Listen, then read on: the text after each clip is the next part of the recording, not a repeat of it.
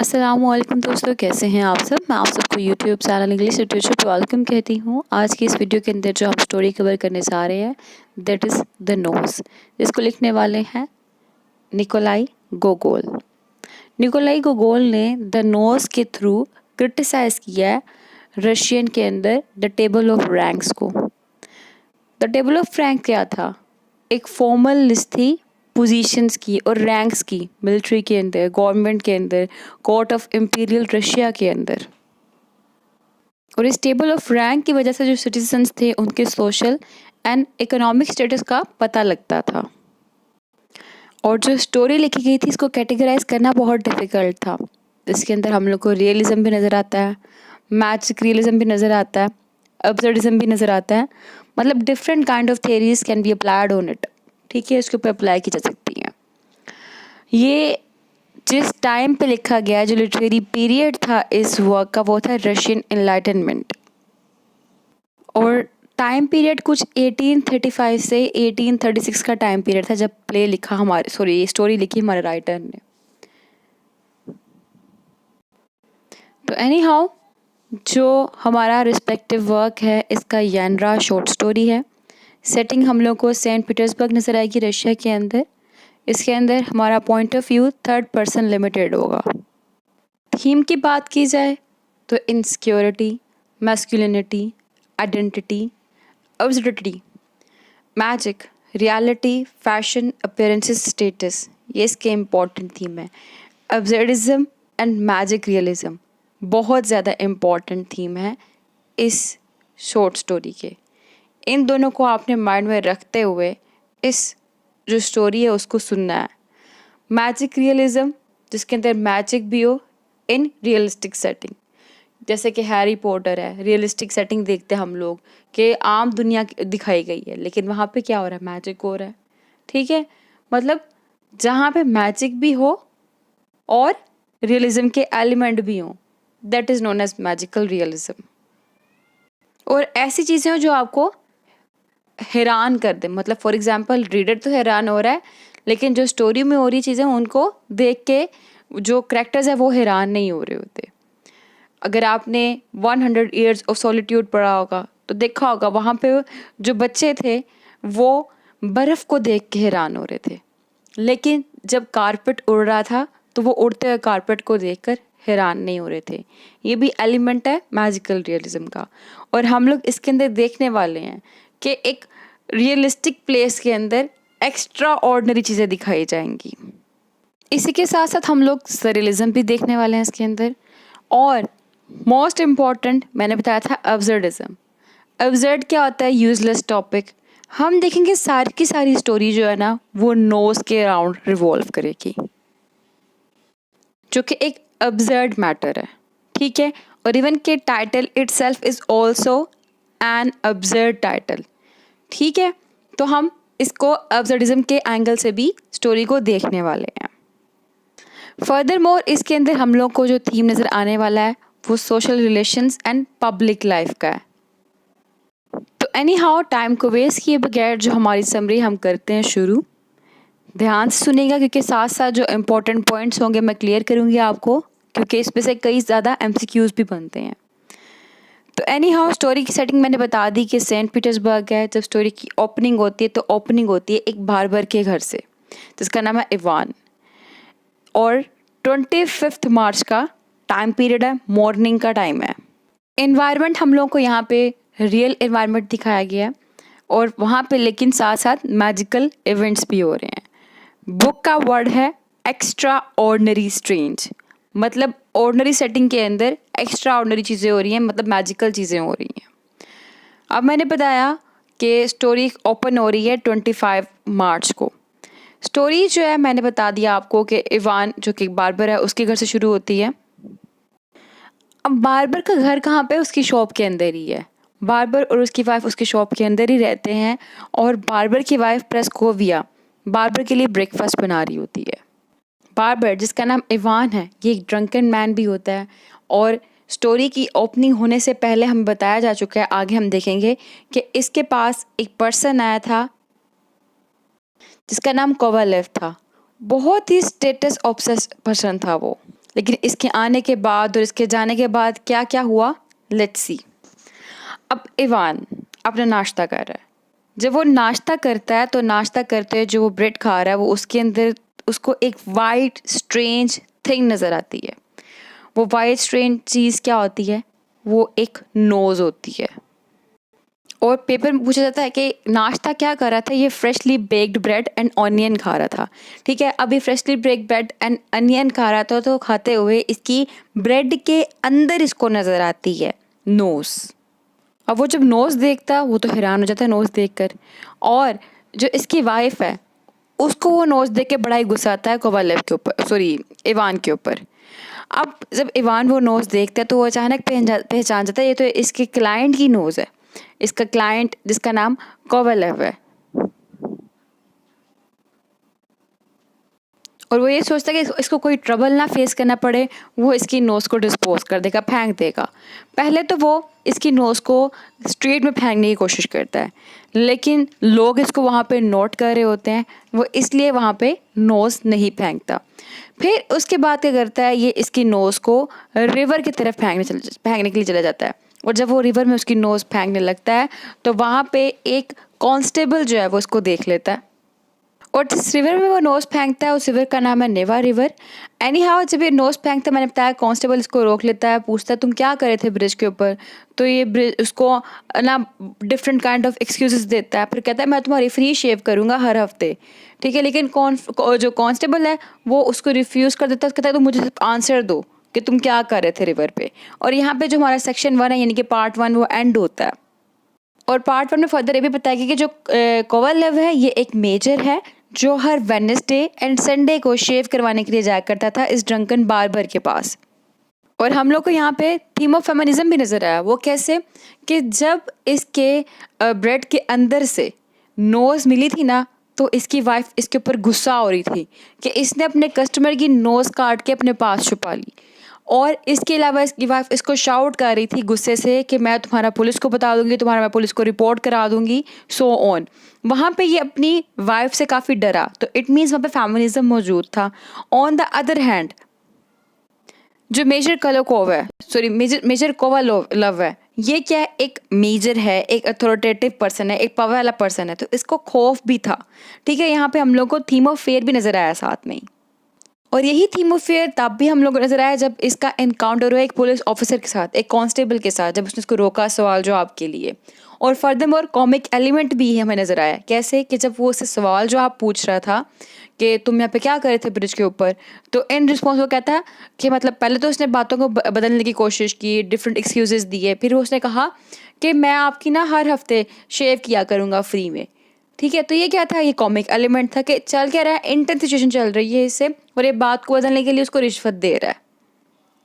तो any how first section के बाद हम सेकंड सेक्शन यानी कि सेकंड पार्ट देखते हैं, तो उसमें क्या होता है, जो मेजर कोवालेव है उसकी बात की गई है। मतलब स्टोरी वहाँ पे एंड हो गई, पार्ट 1 वहाँ पे एंड हुआ, उसकी स्टोरी अभी नहीं दिखाई, अब पार्ट 2 बता रहे हैं। पार्ट 2 में क्या हुआ कि मेजर कोवालेव जो है वो सुबह सुबह उठता है, वो देखता है कि उसका जहाँ पे नाक था वहाँ पे नाक की जगह पे स्मूथ पैच ऑफ स्किन होता है, यानी कि नाक खत्म है, स्किन बिल्कुल स्मूथ है वहाँ से। वो ये देख के बड़ा कंफ्यूज होता है और बड़ा खौफ फील करता है। फिर क्या करता है, ये अपनी नाक की जगह पे एक हैंकरचीफ, एक रुमाल बांध देता है, और वो अपनी नोज़ की ढूंढने की कोशिश करने लग पड़ता है बाहर जाकर। और काफ़ी ज़्यादा घूमने फिरने के बाद उसको अचानक अपनी नाक नज़र आती है, जो कि एक हाई रैंक के कपड़े पहने होते हैं उसने, और वो चर्च के अंदर जा रही होती है। एनी हाउ जब ये उस नोज़ को मतलब फेस टू फेस नोज़ के पास जाते हैं और उसे कहते हैं कि तुम मेरी नोज़ हो, तो अगर नोज़ जो है ना वो उसको बड़े अनोयंस में, गुस्से में जवाब देती है। वो कहती है मैं खुद एक पर्सन हूँ, मैं तुम्हारी नाक नहीं हूँ। और जब कोवालेव नोज़ को पकड़ने की कोशिश करता है तो नोज़ वहाँ से भाग जाती है। अब यहाँ कुछ इंपॉर्टेंट पॉइंट पहले मैं बता दूँ आपको कि जो मेजर कोवालेव है वो खुद को मेजर क्यों कहता है।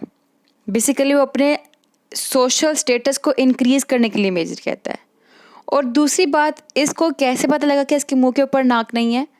जब ये उठा, पहला काम इसने क्या किया था, मिरर देखा था सुबह सुबह, कि देखने के लिए कि इसको कहीं पिंपल तो नहीं निकला हुआ। लेकिन ऑन द अदर हैंड क्या हुआ, जब ये अपने पिंपल को देखने के लिए निकला था, इसने देखा कि इसके तो मुंह के ऊपर नाक ही नहीं है। इस तरह इसको पता लगा था कि इसके मुंह पे नाक नहीं है। और दूसरा जो मैंने इंपॉर्टेंट बात बताई थी वो ये थी कि ये स्ट्रीट में फिर किस तरह गया अपने नाक ना होने की वजह से, क्योंकि इसको स्टेटस कॉन्शियस बंदा था ना, फैशन और मैंने बताया ड्रेसिंग बड़ी मैटर कर रही है उस टाइम पे, ये थीम है इसका इम्पोर्टेंट। तो इसने फिर अपने नाक की जगह पे हैंकरचीफ रुमाल बांधा था। ये इम्पोर्टेंट पॉइंट अक्सर एमसीक्यूज पूछा जाता है इसके बारे में। और इन्होंने अपनी नोज़ को कैसे देखा था? इन्होंने अपनी नोज़ को एक स्मार्ट यूनिफॉर्म के अंदर ड्रेस देखा था जो कि सोशल कॉल्स दे रही थी।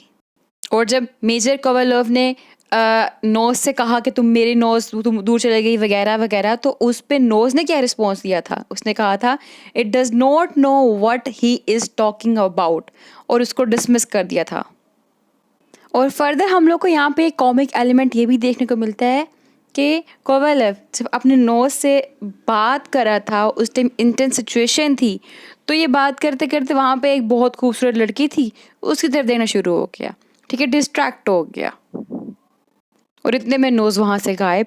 तो ये एक कॉमिक एलिमेंट नज़र आता है हम लोगों को। एंड थ्रू आउट हम लोग को स्टोरी अभी तक अब्सर्डिज्म की फॉर्म में ही नज़र आ रही है कि अब्सर्ड सारी स्टोरी चल रही है, अब्सर्ड टॉपिक है, अब्सर्ड सारे के सारे डायलॉग्स हैं। अब इसके बाद क्या होता है? इसके बाद जो कोवालेव है वो जाता है न्यूज़पेपर वालों के पास अपनी नाक का ऐड देने के लिए। वो ऐड क्यों देता है? वो ये सोचता है कि अगर मैंने नाक का ऐड ना दिया न्यूज़पेपर के अंदर तो इसकी नाक जो है वो कहीं शहर से बाहर ना भाग जाए। तो इसीलिए वो अपनी नाक का ऐड देने के लिए न्यूज़पेपर वालों के पास जाता है, लेकिन वहाँ पे जो क्लर्क होता है वो मना कर देता, कहता है ये तो बहुत ही स्ट्रेंज एडवर्टाइजमेंट होगी, मैं नहीं ऐसे कि कोई ऐड पब्लिश करने वाला।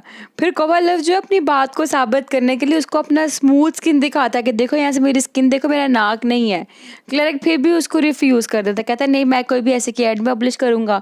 फिर वो ना इसको कोवालेव को कहता है ये लो स्नफ, यानी कि तंबाकू सूंघो तुम बैठ कर।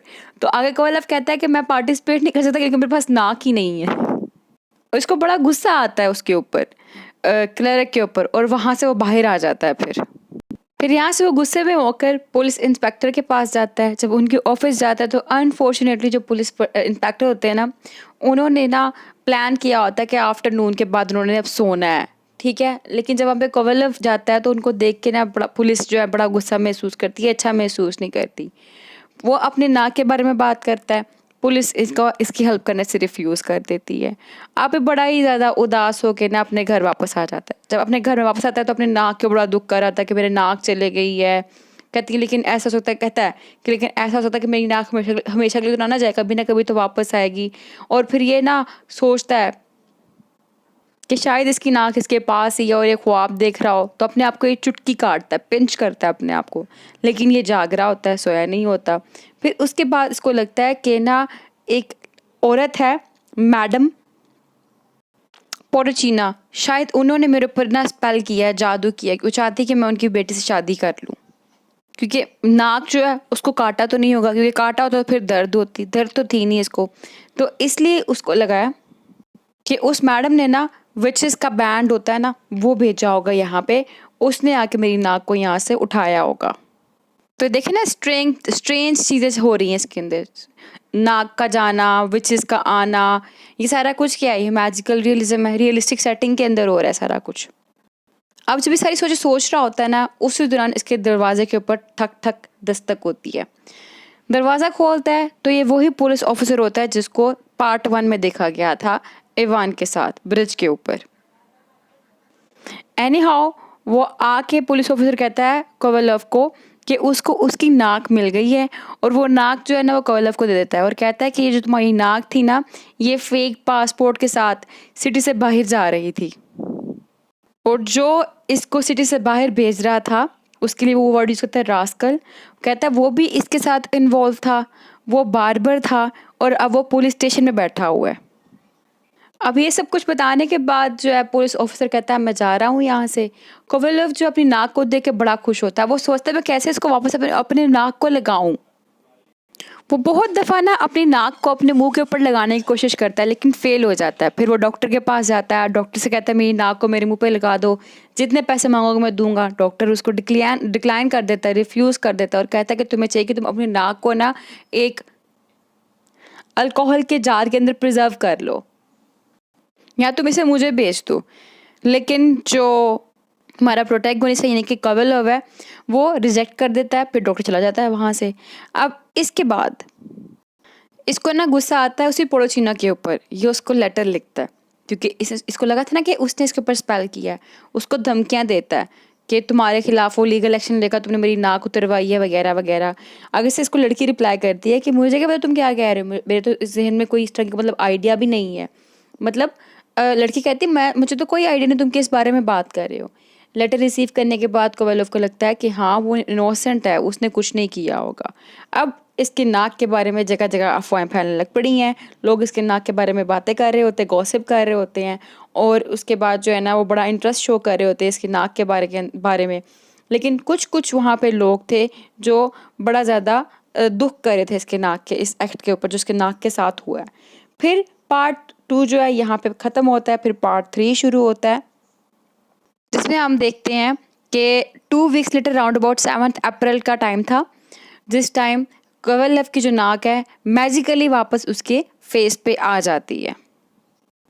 अगेन ऐसा ही होता है कि जो मेजर है वो सुबह सुबह उठता है, शीशा देखने के लिए जाता है। जब वो शीशा देखता है तो देख के हैरान हो जाता है कि उसके मुंह के ऊपर उसकी नाक मौजूद थी। और वो फर्दर इवान के पास जाता है जो इसका बार्बर था कि उससे ये कंफर्म करने के लिए इसके मुंह के ऊपर नाक है कि नहीं है। ये उससे पूछता है कि क्या मेरे नाक के ऊपर कोई पिंपल निकला हुआ है। फिर आगे से जो वो था इवान वो रिप्लाई करता है कि नहीं, यहाँ पे सिर्फ और सिर्फ क्लियर नाक है, जिससे उसको पता लगता है कि हाँ उसके मुंह के ऊपर नाक है। उसने शीशे में जो देखा था वो रियलिटी ही थी। ये बहुत खुश होता है कि हाँ फाइनली इसके मुंह पे नाक है और अपनी शेव करवाता है। जब शेव करवाते हुए बार्बर इसका नाक को पकड़ता है तो उस टाइम कहता है तुमने मेरे नाक को नहीं हाथ लगाना। एनी हाउ जब शेव हो जाती है, शेव करवाने के बाद एक गली में निकलता है, स्ट्रीट में वेल ड्रेस होकर सबसे मिलता है ताकि ये चीज़ कंफर्म हो जाए कि इसके मुंह पे नाक है कि नहीं। अभी हर एक से कंफर्म करे इस चीज़ को। तो एनी हाउ एक गली में निकलता है, हर एक से मिलता है। फिर उसके बाद मैडम पोडोचीना के पास जाता है जिनसे काफ़ी टाइम से नहीं मिल पाया था। अब भी क्यों मिल रहा है लोगों से, क्योंकि अब इसका जो नाक है इसके मुंह पे आ चुका हुआ है और इसकी जो अपीयरेंस है वो बिल्कुल परफेक्ट हो चुकी हुई है। Well dressed, well suited with a nose. फिर मैडम पोडोचीना से बात करने के बाद एक गली में फर्दर आगे जाता है, मेन रोड पे, थिएटर्स में, हर टाउन में, जगह जगह हर एक से मिलता है फुल ऑफ स्माइल्स और हर एक से थोड़ी थोड़ी चैट करता है। और इसके अलावा जो प्रिटी लेडीज़ होती हैं उनको नज़र आती हैं, उन औरतों से अच्छा टाइम स्पेंड करता है, उनसे बातें करता है। और जब स्टोरी एंड होती है तो नरेटर फर्दर ये कहता है कि क्यों जो इसकी नाक थी वो इवान के बेक्ड ब्रेड के अंदर नज़र आई थी। क्यों ऑथर ने ये सब्जेक्ट्स चूज़ किए थे अपनी राइटिंग के लिए।